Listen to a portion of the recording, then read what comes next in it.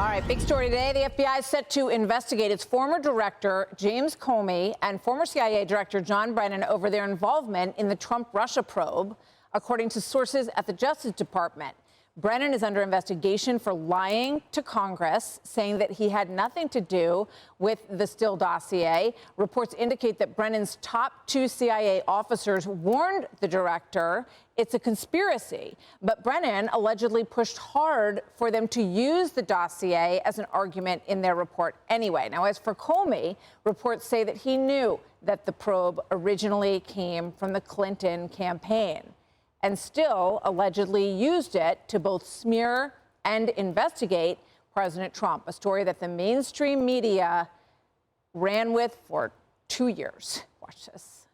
This cloud about collusion with Russia will hang over him no matter where he stands. It does look like he's listening to Putin more than he is American intelligence. We're about to find out if the new president of our country is going to do what Russia wants. The presidency is effectively a Russian op. The president is a Russian operative. Amazing, right? So White House Press Secretary Caroline Leavitt joined Primetime last night, saying the administration is now ready to prosecute the deep state. Watch this. Both of these disgraceful individuals turned against our Constitution and our country, and I'm sure they did, in fact, lie to Congress, and it's up to the Department of Justice to investigate that and to prosecute them if they did. And what we have seen is corruption at the highest levels against President Trump. The deep state threw everything at him to prevent him from coming back to this big, beautiful White House behind me, and he prevailed. All right, Emily, let me start with you. You go back and you look at the testimony of Brennan, the CIA director, repeatedly saying that he believed that the dossier should be part of the investigation and then shouldn't be part of it, depending on whether he was behind closed doors or in front of them, right? And that is the nexus, it looks like, that John Ratcliffe, the current CIA director, believes could prove that he was lying. He lied to Congress in a closed-door investigation. So where do you see this going?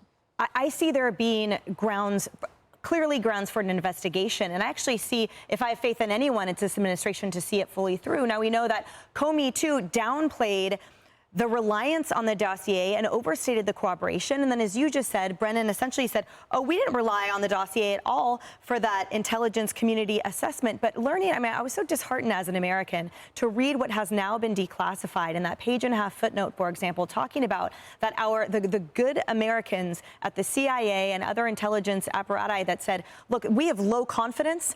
There's not corroboration here. This doesn't pass muster.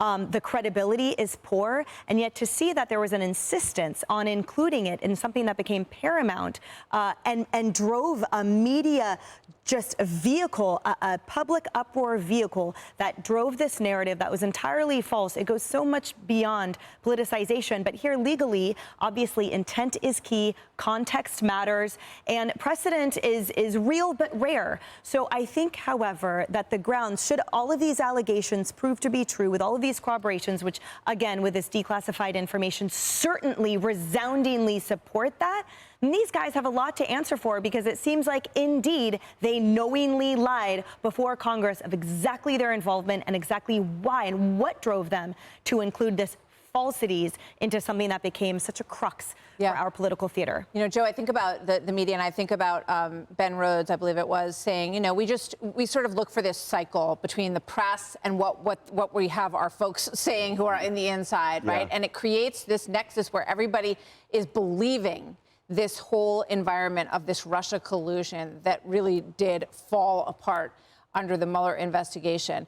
I mean, just to boil it down, the question is, the CIA director and the FBI director, were they colluding on their own to create an environment where they built this narrative about Russia collusion and they kept feeding it from every direction in order to block the Trump administration? I think we could answer that question definitively by looking at the way that James Comey, the head of the FBI, former head of the FBI, fired, and James Clapper, who was the head of the DNI, and then obviously John Brennan, head of the CIA. What did they do after they left their positions or were fired? Let's see. We had Brennan went to MSNBC, where you literally can't tell the difference between him and Rachel Maddow in terms of his analysis. Clapper is signed by CNN. Same reason. How much anti-Trump stuff can you give us on Russia as possible? James Comey wrote 2 anti-Trump books, got a Showtime series in his honor, and then he's playing with seashells on the beach calling for the elimination of the president. So based on their actions after the fact, these were not apolitical actors, especially when you hear them do any interview on TV. Yeah, you know, Arthel, the thing that often strikes me when I look back at all of this is the fact that when Jim Comey had this dossier and this information, he went to give a briefing to Hillary Clinton, talked to her about the different influences that they needed to be aware about in their campaign. But when he went to Trump, he didn't tell him any of this. Why not? Why do you think he didn't tell President Trump, look, we're afraid there might be some people in your campaign who might be soft targets for some infiltration from Russia. So we want you to be aware of this, sir, because we don't want this to drag you down. No, they didn't say a word about it. Well, you know, to your point, intention, you said it, Emily, intention is everything. So that is going to be the big question. How do you prove his intention? But I got to tell you something. I don't think anybody on either side of the political aisle, they're done with Comey. I think the Democrats can have him be put in a box and go away and live your life, and same for the Republicans. So that is going to be, I'm interested to see how much resources and time that the FBI will spend on this investigation, should it take place. Because you have to remember, I think that the administration, the FBI, CIA, they're gonna read the tea leaves. And if America doesn't have the appetite for it any longer, because it's been done forever. And again, this guy can just go away. So we'll see how it unfolds. I mean, I'm not done with him.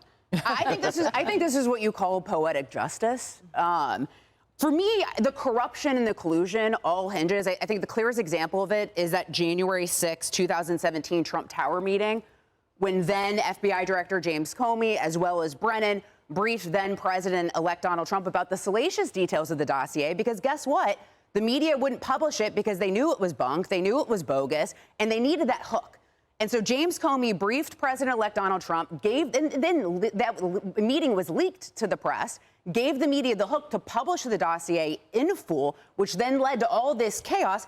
And we know James Comey's a leaker because he's admitted it before Congress that he would give memos to his Columbia professor buddy, who then leaked to the press. So to me, and also at the time of this Trump Tower meeting, James Comey and Brennan knew that the CIA believed that the dossier was bogus, that it was an internet rumor, and that it was Democrat paid for opposition research. So to me, that's the clearest example of the collusion and the corruption. And I'm not done with him. All right, we'll see. We'll see if the American people are or not. To your point.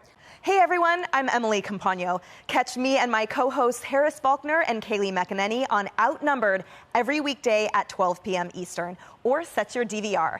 Also, don't forget to subscribe to the Fox News YouTube page for daily highlights.